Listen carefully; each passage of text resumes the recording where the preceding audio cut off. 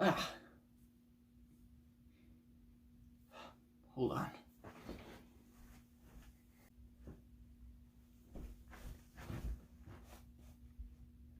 That's better. So today, Total Drama Reunion came out, and after seeing the first episode, I gotta say, it was worth the wait. So I'm gonna try and do this for every single Total Drama Reunion episode all the way until the finale. I'm gonna give my own personal review on I can't talk today. On what I thought about the episode. So first off, I actually want to thank Blue Productions for actually making this. It's actually really well done. The animation feels, now a little bit can be a little choppy, like the underwater stuff, but I can look past that. But it feels like it's total drama, and that's what I like about it. The voice acting is great, and I'm going to touch a little bit more about that. Storylines seem good, and most importantly, the main characters actually getting me to like Courtney. Like, Courtney, she's personally not one of my favorite characters, but this is actually starting to get me to like her. So, let's begin with this review.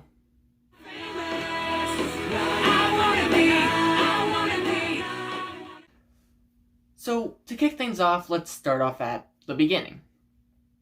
Now, for those who haven't seen this episode yet, Part 1, Episode 1, go and watch that right now, because I'm going to spoil everything for this. So, to kick things off, we start off in the courthouse. Chris McClane is obviously going to be taken to prison, or for his huge life sentence for what he's done to the campers. But because of his producer of Chattington, he ends up getting his bail paid, and this actually causes Chris McClane to get everyone ready for Total Drama Reunion. And this is where Courtney starts to get interesting. And obviously there's going to be some factors of us getting Duncan and Courtney, getting some more development between them, but it seems like Courtney's going to be the main character of this season.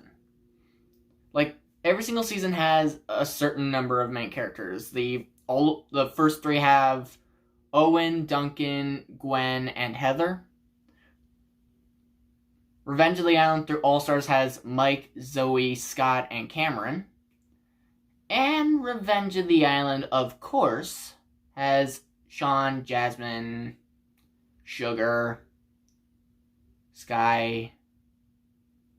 You know, everyone gets their attention in Cocktail Island, but those are the four main characters.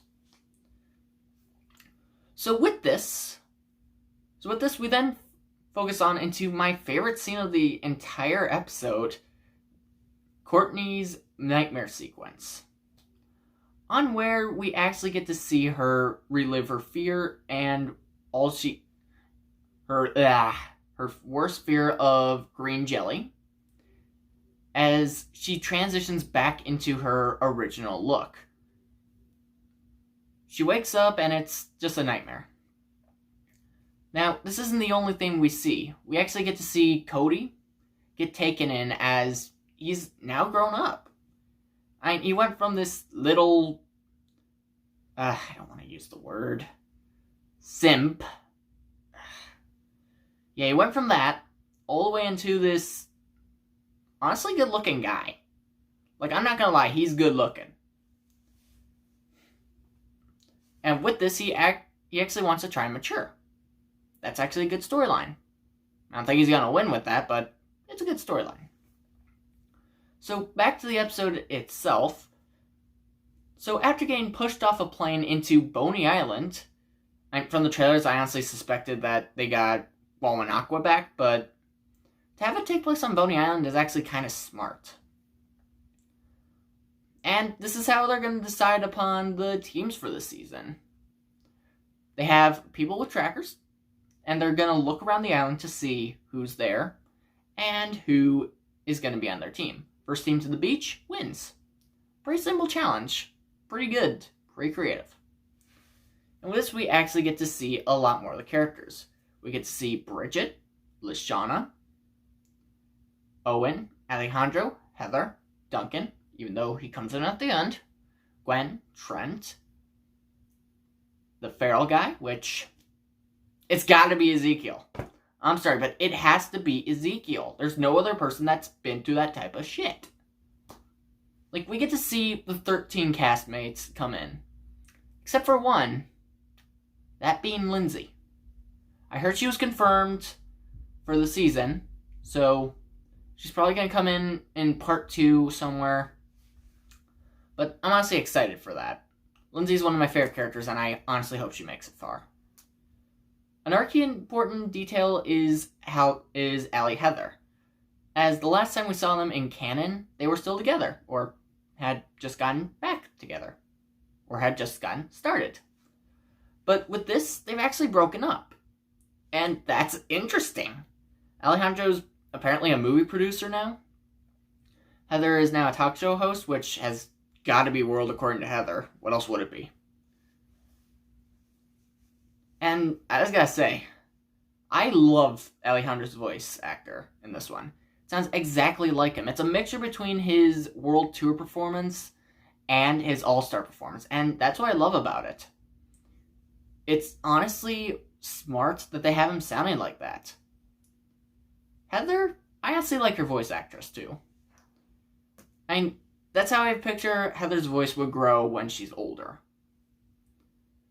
But I can't talk about this without having to talk about my favorite voice actor, Owen. I've been practicing my voices on Total Drama characters for Max, the evil scientist, and Noah, the snarky know-it-all. I've also been practicing Gwen for a bit, but I'm not going to do it on camera yet. I've practiced Owen for so long, and I still can't get it. The voice actor for Owen got it right. In my mind, I always picture Owen as Chris Farley. Because that's how he acts. A party animal with a huge heart and care for everyone. That's how Chris Farley acts to me. And he sounds exactly like Chris Farley, but Owen. That works! And it's perfect for me. Everything about Owen just screams out Chris Farley. And the fact that we actually got this voice actor sounding more like Owen as Chris Farley than Owen is perfect for me. Because that works for me.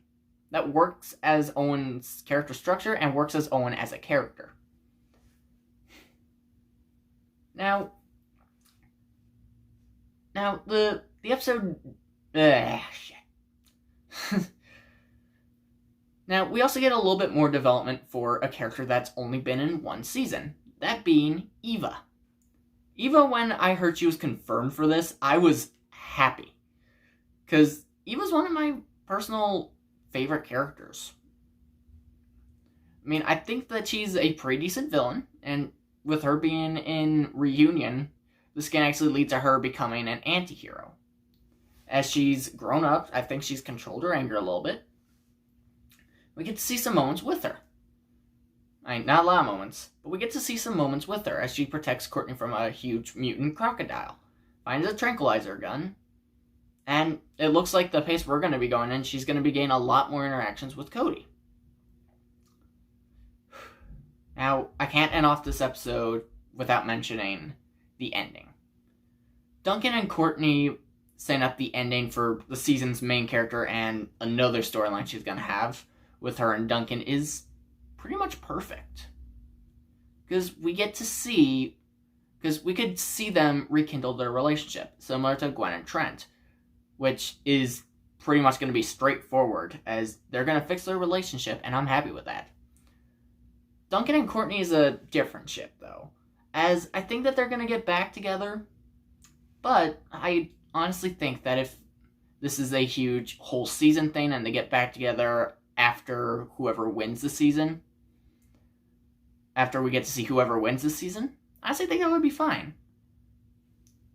So, what's my final verdict on this? I am pumped.